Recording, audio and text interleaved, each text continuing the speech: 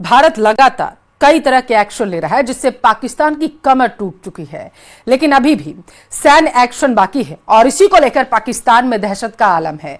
लिहाजा आसिम मुनीर ने अपनी डिजिटल आर्मी को मोर्चे पर ला दिया है ताकि भारत के प्लान को जान सके, लेकिन वो भी हिंदुस्तान की डिजिटल दीवार में सेंध नहीं लगा पा रहे हैं।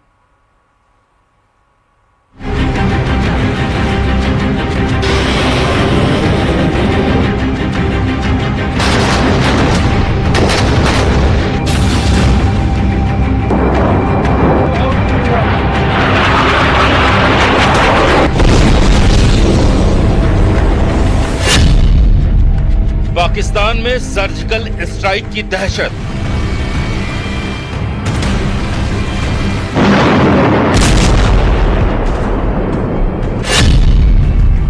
पाकिस्तान में एयर स्ट्राइक की दहशत।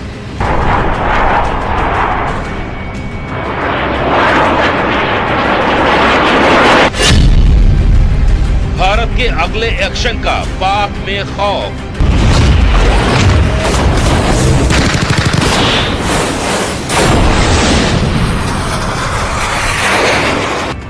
पहलगाम में हुए आतंकी हमले के बाद भारत का सैन्य एक्शन क्या होगा, इसी को लेकर पाकिस्तान में भयानक दहशत है। पाकिस्तान ने अपने इंटेलिजेंस को हाई अलर्ट पर रखा है, लेकिन हिंदुस्तान क्या करने वाला है ये पता कर पाना आतंकियों को तैयार करने वाले पाकिस्तानी खुफिया एजेंसी ISI के बूते के बाहर है।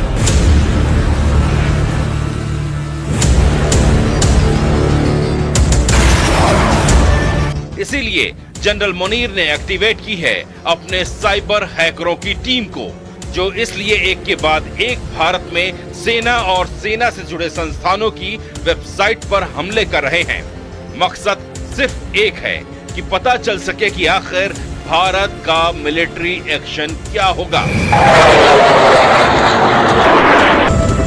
ये सीक्रेट को रिवील करने के लिए, यानी कि सीक्रेट को जानने के लिए उसने अपनी पूरी की पूरी साइबर आर्मी को तैनात कर दिया है और वो लगातार रोज इसी तरीके के अटैक्स कर रहे हैं। और इन अटैक्स के जरिए जब ये अटैक फेल हो जाते हैं तो उन वेबसाइट्स के फेस को डीफेस कर दिया जाता है।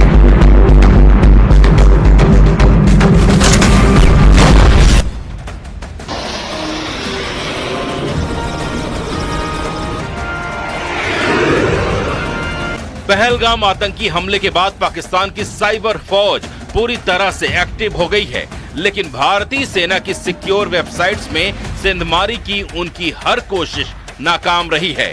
इसीलिए अब वो भारतीय सेना से जुड़े स्कूल, संस्थान और रिटायर्ड ऑफिसर्स की वेबसाइट्स को निशाना बना रहे हैं। आर्मी पब्लिक स्कूल नगरोटा को टारगेट बनाया। आर्मी पब्लिक स्कूल सुंजुआ पर साइबर हमला किया, वेबसाइट को डीफेस कर दिया। डीफेस कर 130 परमाणु बम की धमकी दी। पहलगाम हमले में मारे गए लोगों का मजाक बनाया। हैकिंग में शामिल हैं Pakistani hacker group cyber group Fox 1337 और नेशनल साइबर क्रू।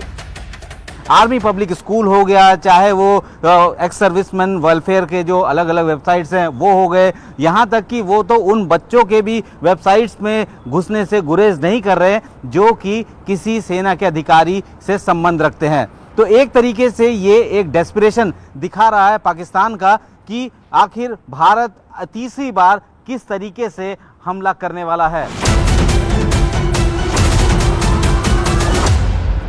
सिर्फ बीते एक हफ्ते में ही 5 से ज्यादा संस्थानों की वेबसाइट्स को डीफेस करने की नाकाम कोशिश की गई है, लेकिन हर बार भारत का साइबर डिफेंस मजबूती से खड़ा रहा। Army institute of hotel management को निशाना बनाया गया। IAF veteran website, IAF placement cell, Indian army housing society, APS Ranikhet, APS Srinagar. मतलब पाकिस्तानी हैकर्स अब उन वेबसाइट्स को भी नहीं छोड़ रहे जो सिर्फ स्कूल और वेटरन्स की हैं। ये साबित करता है कि उनके पास भारतीय सेना की मुख्य वेबसाइट तक पहुंचने का कोई रास्ता नहीं मिल रहा है और वो सिर्फ और सिर्फ सॉफ्ट टारगेट्स को निशाना बना रहे हैं। मकसद क्या है? कि ये जानना कि भारत का अगला सैन्य एक्शन क्या होगा।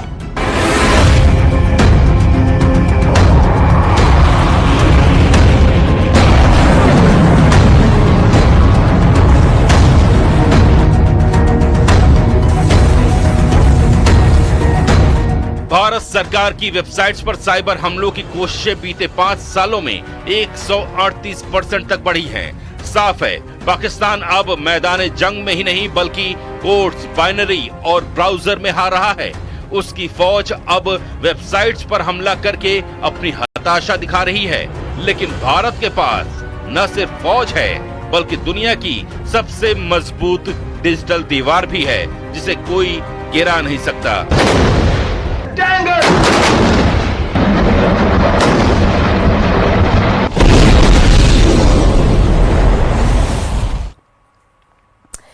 अब आप समझिए कि पाकिस्तान में ऐसी है तौबा मची है कि आर्मी चीफ को अपने सबसे बड़े दुश्मन और पाकिस्तान के पूर्व प्रधानमंत्री इमरान खान के सामने मदद के लिए गिड़गिड़ाना पड़ रहा है। खुफिया सूत्रों से मिली जानकारी के मुताबिक आसिम मुनीर ने जेल में बंद इमरान खान से मौजूदा हालातों में मदद की गुहार लगाई है। समझिए रिपोर्ट में आप।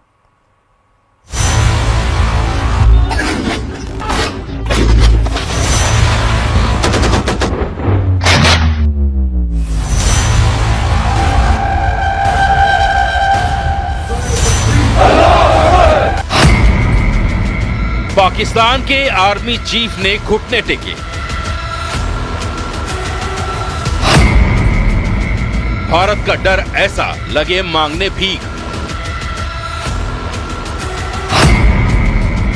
इमरान के आगे कटोरा लेकर पहुंचे मुनीर। भले ही जनरल आसिम मुनीर अपनी फौज के साथ युद्धाभ्यास करके टैंक पर चढ़कर उसका वीडियो बनाकर दुनिया को दिखाते हैं कि वो कमजोर नहीं पड़े हैं, लेकिन असलियत ये है कि पाकिस्तानी आर्मी के चीफ को खौफ है कि अगर जंग छिड़ गई तो मुकाबला कैसे करेंगे।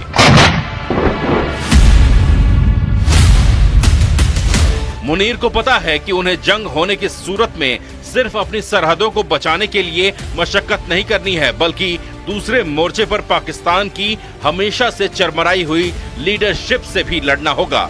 ऐसे में आसिम मुनीर को इस समय याद सता रही है इमरान खान की, उसी इमरान खान की जिसे सत्ता से बेदखल करके जनरल आसिम मुनीर ने जेल में डाल दिया और जेल की सलाखों से बाहर निकलने की हर एक कोशिश को कुचल दिया। अब उसी इमरान खान के सामने कटोरा लेकर भीख मांगने पहुंचे हैं पाकिस्तान के army chief general Asim Munir. खुफिया रिपोर्ट के मुताबिक जब पाकिस्तान के 4 ऐसे पूर्व सैन्य कमांडर जेल पहुंच जाते हैं, इमरान खान से मुलाकात करते हैं और ये बताया जाता है कि पाकिस्तान के सेना प्रमुख ने उनसे ये मैसेज भिजवाया है कि अब इमरान खान और उसके पार्टी वर्कर की उनको ज़रूरत है।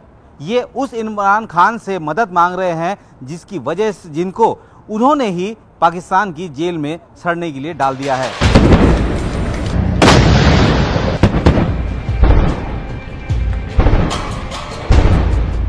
पाकिस्तान के पूर्व प्रधानमंत्री इमरान खान और जनरल आसिम मुनीर की दुश्मनी जग जाहिर है। 2019 में जब इमरान ने आसिम मुनीर को डीजी आईएसआई की पद से कार्यकाल खत्म होने से पहले हटा दिया, तब से ये रंजिश खुलकर सामने आ गई थी। वजह थी इमरान की पत्नी के भ्रष्टाचार के सबूत। बदले में इमरान ने भी जनरल पर भ्रष्टाचार के आरोप लगाए। जब इमरान खान की पत्नी के कुछ ऐसे जो सबूत जनरल मुनीर ने पेश किए थे, उसके बाद से रिफ्ट बढ़ रहा था। जनरल मुनीर ही इकलौते ऐसे सेना प्रमुख है जो कि डीजी आईएसआई के पद पे भी रहे, लेकिन उन्हें कार्यकाल पूरा करने ही नहीं दिया गया। डीजी के ऊपर तो बाकायदा इस बात का भी आरोप था कि उन्होंने 90 करोड़ रुपए की उगाही ली थी और इमरान खान को बाकायदा उसके बारे में लेटर लिख के जानकारी दी गई थी। अब जनरल आसिम मुनीर ने उसी इमरान खान से मदद मांगी है और इसके लिए खुफिया रिपोर्ट के मुताबिक कुछ दिनों पहले पाकिस्तान की जेल में बंद इमरान से मिलने 4 रिटायर्ड सैन्य कमांडर पहुंचे। ये मुलाकात अचानक नहीं थी बल्कि सेना प्रमुख की तरफ से भेजा गया सुलह का पैगाम था। इमरान खान इस वक्त रावलपिंडी जेल में बंद हैं। अल खादिर ट्रस्ट घोटाले में उन्हें 14 साल की सजा हुई है, लेकिन इसके पहले भी एक एक करके कई मुकदमे, सजाएं और गिरफ्तारियां होती रहीं। कभी बेल मिलती तो नई एफआईआर फिर से जेल पहुंचा देती।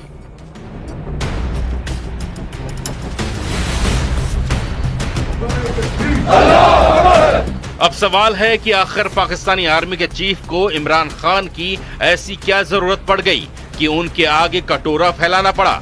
एक दुश्मन के आगे घुटने टेक कर नाक रगड़ना पड़ रहा है, जबकि कई दिनों तक पाताल में घुसे हुए आसिम मुनीर ने 2 दिन पहले ही अपनी शक्ल किसी सार्वजनिक कार्यक्रम में दिखाई और बाकायदा उसका वीडियो बनाकर पब्लिश भी किया।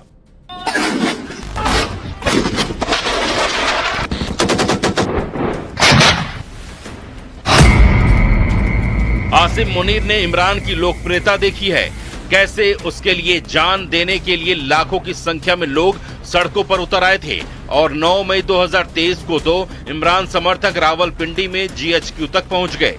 लाहौर में कोर कमांडर के घर में आगजनी और तोड़फोड़ भी की।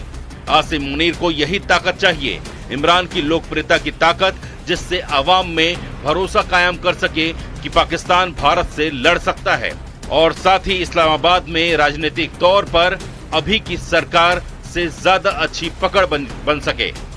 इमरान खान की पार्टी है, उसका कहर उन्होंने देखा है कि किस तरीके से पीटीआई समर्थक सेना के मुख्यालय में घुस गए, तोड़फोड़ कर दी। अब पाकिस्तान के सेना प्रमुख चाहते हैं कि उनकी ताकत यानी कि इमरान खान के सपोर्टर्स उनके साथ आएं और इस वक्त जिस हालात में पाकिस्तान है यानी डर के माहौल में पाकिस्तान है, उनको थोड़ी सी ऑक्सीजन मिले ताकि वो इंटरनल पॉलिटिक्स को दूर रख के अब भारत के हमले का जवाब कैसे दे उसके लिए तैयार हो सके।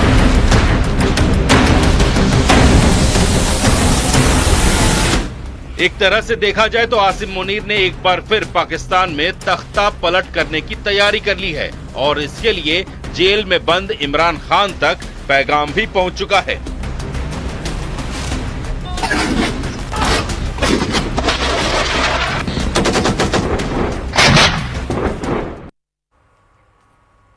देश की सरहदों को अब सिर्फ बम और बंदूक से नहीं बल्कि एक्सप्रेसवे से भी सुरक्षा मिलेगी, क्योंकि पहली बार भारतीय वायुसेना के फाइटर जेट्स ने रात के अंधेरे में हाईवे को रनवे बना दिया। यूपी के शाहजहांपुर में गंगा एक्सप्रेसवे पर शुक्रवार रात 9 बजे जो हुआ वो देश की सैन्य रणनीति पर एक नया इतिहास छोड़ गया है। MiG-29, राफेल, सुखोई और जगवार जैसे लगभग 14 लड़ाकू विमानों ने लैंड एंड गो ड्रिल की है।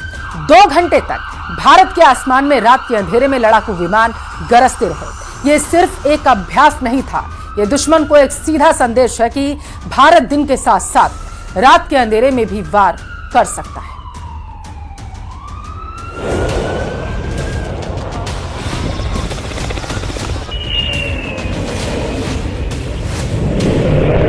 पाकिस्तान से जारी तनातनी के बीच भारतीय वायुसेना ने उत्तर प्रदेश के शाहजहांपुर में गंगा एक्सप्रेसवे पर फाइटर जेट और हेलीकॉप्टरों की लैंडिंग का अभ्यास किया।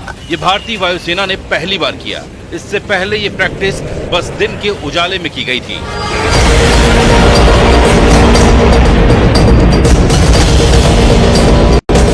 लेकिन गंगा एक्सप्रेसवे पर बनाई गई एयर स्ट्रिप को खास तौर पर रात में विमानों की लैंडिंग के लिए तैयार किया जाना था और भारतीय वायुसेना ने रात में वहां विमानों का टच डाउन करवाकर अपनी उस तैयारी को परखा, जिससे पाकिस्तान की सेना की सांसें अटक गईं। रात के अंधेरे में बादलों को चीरते हुए सुखोई और मिराज जैसे लड़ाकू विमान गंगा एक्सप्रेसवे की तरफ उतरते नजर आए। मतलब ठीक वैसा ही नजारा जैसा दिन में था। दिन में भी इसी गंगा एक्सप्रेसवे पर बनी एयर स्ट्रिप पर एक के बाद एक लड़ाकू विमानों ने टच डाउन किया था।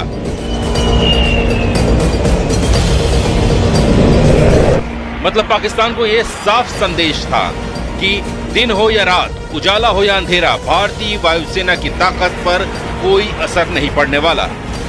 मैं आपको तस्वीरें दिखाऊं तो सुखोई विमान का यहाँ पर आप देख पा रहे हैं। सुखोई विमान लगातार सुखोई विमान की गर्जना है। शाहजहांपुर से गुजरने वाले गंगा एक्सप्रेसवे पर करीब 3.5 किलोमीटर की एयर स्ट्रिप तैयार की गई है। मतलब एक्सप्रेसवे पर एक ऐसी पट्टी बनाई गई है जिस पर लड़ाकू विमान समेत बड़े हवाई जहाज उड़ान भी भर सकेंगे और लैंड भी कर सकेंगे। इसी की प्रैक्टिस की गई। राफेल, सुखोई 30, जगुआर, मिग-29 और मिराज 2000 शामिल थे। ट्रांसपोर्ट में C-130J, सुपर हरकुलिस, AN-32 और Mi-17V5 हेलीकॉप्टर की लैंडिंग हुई है। एक्सप्रेसवे पर राफाल और सुखोई जैसे विमानों का टचडाउन करवाकर भारतीय वायुसेना ने अपनी ताकत साबित कर दी। इससे पाकिस्तान को सीधा संदेश देने की कोशिश की गई कि अगर जंग की नौबत आई तो भारतीय वायुसेना के विमान किसी भी शहर से उड़कर उसका काम तमाम कर सकते हैं। इसी की प्रैक्टिस शाहजहांपुर में की गई। गंगा एक्सप्रेसवे पर बनाई गई ये एयर स्ट्रिप करीब 3.5 किलोमीटर लंबी है, जिस पर आधुनिक विमानों को लैंड कराया जा सकता है। इसकी खासियत ये है कि यहाँ सिर्फ दिन नहीं बल्कि रात में भी टचडाउन करवाया जा सकता है।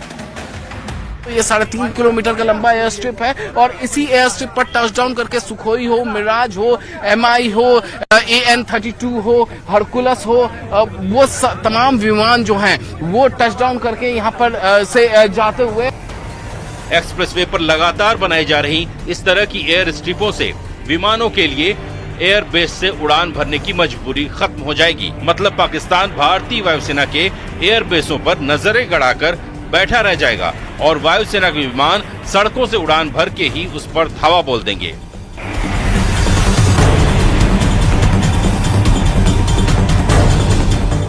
भारत के पास ऐसी सिर्फ एक एयर स्ट्रिप नहीं है, बल्कि भारत ने ऐसे कई एक्सप्रेसवे तैयार कर रखे हैं जिन पर विमानों की लैंडिंग कराई जा सकती है और एक्सप्रेसवे का ये जाल भारत के कई राज्यों में फैला हुआ है। भारतीय वायुसेना केंद्रीय सड़क और परिवहन मंत्रालय के साथ मिलकर देश भर में ऐसी कुल 28 एयर स्ट्रिप बनाने की तैयारी में लगी हुई है, जिनमें कई तो बनकर तैयार हो चुकी हैं और कई की टेस्टिंग भी की जा चुकी है। इनमें अकेले उत्तर प्रदेश में ही 4 एक्सप्रेसवे पर एयर स्ट्रिप बनाई जा चुकी हैं। वहीं चीन के खतरे को देखते हुए असम में भी 5 एयर स्ट्रिप बनाई जा रही हैं। यूपी के अलावा राजस्थान और ओडिशा में भी एक एयर स्ट्रिप की टेस्टिंग की जा चुकी है। एयर स्ट्रिप का महत्व इमरजेंसी या युद्ध काल के दौरान भारतीय वायुसेना के लिए वैकल्पिक रनवे स्थापित करके भारत की रक्षा तत्परता को मजबूत करना है।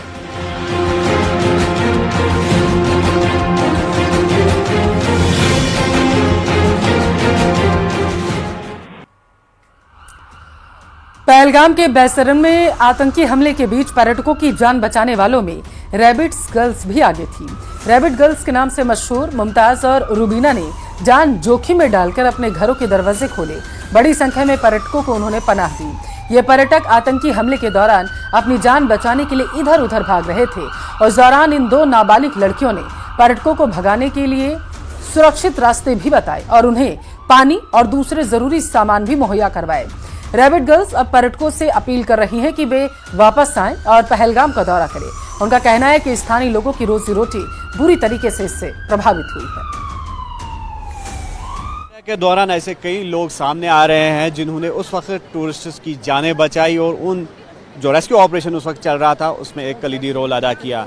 ऐसे ही हमारे साथ 2 जो यहाँ की बच्चियाँ हैं वो मौजूद है जिन्होंने उस वक्त ऐसा कारनामा अंजाम दिया कि बहुत से टूरिस्ट्स की जानें बचाना उस वक्त मुमकिन हो गया। तो हमारे साथ मौजूद है 2 यहाँ की पहलगाम की जो 2 लड़कियाँ हैं, इनको रैबिट गर्ल्स के नाम से भी यहाँ पे जाना जाता है क्योंकि अक्सर पार्क्स में देखते हैं हम ये रैबिट्स लेके होती हैं और फिर वो फोटोग्राफी के लिए वो रैबिट्स को जो है टूरिस्ट्स को देती हैं और उससे अपना जो है लाइवलीहुड कमाती हैं। नाम आपका? मेरा नाम मुमताज़ा अख्तर है। मुमताज़ा, ये बताओ कि जिस वक्त ये हादसा पेश आया उस वक्त की हालात बताओ पहले। उस टाइम टूरिस्ट भाग रहा था, रो रहा था, बहुत डरे हुए थे वो लोग। उनको पहाड़ियों में चलना नहीं आता इसलिए वो बहुत डरे हुए थे, रास्तों में पड़े हुए थे। हमने उनको नीचे लाया, एम्बुलेंस में बिठाया, अपने घर पे 5-6 मिनट बिठाया, उनको पानी पिलाया, फिर उनको होश आई, फिर वहाँ से उनको नीचे लाया। तो किस चीज़ ने आपको कायल किया उस वक्त कि उन टूरिस्ट की जानें बचाई जाए? वो टूरिस्ट की जानें बचाए, वो बहुत डरे हुए थे, चिल्ला रहे थे, रो रहे थे, बोल रहे कि हमें बचाओ बचाओ, इसलिए हमने उनकी हेल्प की बहुत ज़्यादा। ये एक इंसानियत का कत्ल किया गया, ना ही किसी मुस्लिम का ना ही किसी हिंदू का कत्ल किया, ये एक इंसानियत का कत्ल किया गया। तो आप उस वक्त कहाँ थी? वही पार्क में थी? नहीं, हम घर पे ही थे। मैं घर पे थी, मैं फिर गई रास्ते से उनको लाने के लिए, जब वो रोने लगे बहुत ज़्यादा इसलिए। तो आपका घर कितना दूर है वहाँ से? हमारा घर वहाँ से 20 मिनट ही लग गए हैं। तो जो दूसरी रैबिट गर्ल है रुबीना, वो भी हमारे साथ मौजूद है। रुबीना, क्या समझते हैं आप, कितना बड़ा कारनामा यहाँ के लोगों ने अंजाम दिया? जिस तरह से आपकी जो फ्रेंड है वो बोल रही थी, तो क्या कहना चाहिए? हम टूरिस्ट को, मैं वहीं पर थी, कुछ टाइम वो हुआ तो मैंने 2 गोलों की आवाज़ सुनी है, तो फिर मैंने टूरिस्ट को वहाँ से निकाला है, मदद की टूरिस्ट की, घर तक लाया, पानी वानी दिया, तो टूरिस्ट को लाके मदद की मैंने। मैं ये कहना चाहती हूँ टूरिस्ट फिर कश्मीर में आने चाहिए, तो हम टूरिस्ट के साथ है। तो हमारा तो धंधा पानी यही टूरिस्ट के ऊपर चलता है, सबका चलता है। कश्मीर में जो है टूरिस्ट के ऊपर है, श्रीनगर के ड्राइवर है, जो कुछ है वो पूरे टूरिस्ट के ऊपर है। और क्या है हमारी मजदूरी? हम टूरिस्ट को यही कहना चाहते हैं फिर कश्मीर में आए तो हम आपके साथ हैं। हमने टूरिस्ट की ज़्यादा मदद की है, घर तक लाए, पानी वानी दिया, छोटे बच्चों को 15-15 साल 10 साल इतने बच्चे थे और बूढ़ी थी और जो थे वो हमने टूरिस्ट को लाया, पानी दिया, तो घर तक एम्बुलेंस में डाला। हमने यही मदद, बहुत की मदद, बहुत हज़ारों लोग हमने लाया, बहुत लाए बहुत। तो हम कश्मीर में यही बोलने चाहिए टूरिस्ट को फिर कश्मीर में आ जाओ। तो अभी जिस तरह से हम देख रहे हैं कि जीरो पर टूरिज्म जो है वो पहुंच गया, कुछ है तो नहीं आप है भी रैबिट गर्ल्स के आप के नाम से आप जो है फेमस है, तो आपका जो बराह रास्त तौर पर लाइवलीहुड है वो टूरिज्म पर ही डिपेंडेंट है। हाँ, टूरिस्ट के ऊपर। और क्या है, मेरी क्या मजदूरी? मेरा जो पापा है वो तो बीमार है ना, और एक भाई है वो घोड़ा चला रहा था, अभी उसको कुछ काम नहीं है उसका, वो तो अभी घर में है। मैं टूरिस्ट यहाँ खरगोश लेके आती थी, तो अभी मेरा कुछ काम नहीं है। अब मैं टूरिस्ट को यही सरकार से मुझे मेरे यही अपील है, फिर कश्मीर में टूरिस्ट आना चाहिए, पहलगाम में, तो हम आपके साथ हैं, टूरिस्ट के साथ हैं। मैंने आगे इतनी मदद की और कर रहे हैं, हमने अपनी जान का नहीं सोचा, मैंने टूरिस्ट की जान का सोचा है। मैंने बोला पहले मुझे गोली लगेगी फिर आपको। अब हम टूरिस्ट तो हमारे मेहमान है, हम ये कहने चाहते हैं टूरिस्ट फिर पहलगाम में आनी चाहिए। हमारा यही है रोजी रोटी, टूरिस्ट के ऊपर रोजी रोटी है। आज तो जीरो ही है, टूरिस्ट ही नहीं है पहलगाम में, तो मैं ये कहना चाहती हूँ। तो बिल्कुल हम समझ सकते हैं कि कितना जो है लाइवलीहुड यहाँ के लोगों का मुतासिर हुआ है, और जिस तरह से इनको रैबिट गर्ल्स के नाम से कहा जाता है, ये जाना जाता है, तो इन रैबिट गर्ल्स का भी यही कहना है कि सबसे बड़ा फ़र्ज़ जो है वो इंसानियत का फ़र्ज़ है, और इंसानियत के नाते ही इन्होंने उस वक्त टूरिस्ट्स की जान बचाई और अपने घर के दरवाजे जो है वो टूरिस्ट्स के लिए खुले रखे। आफाक शाह के साथ न्यूज़ 18 के लिए पहलगाम से मुदस्सिर कादरी।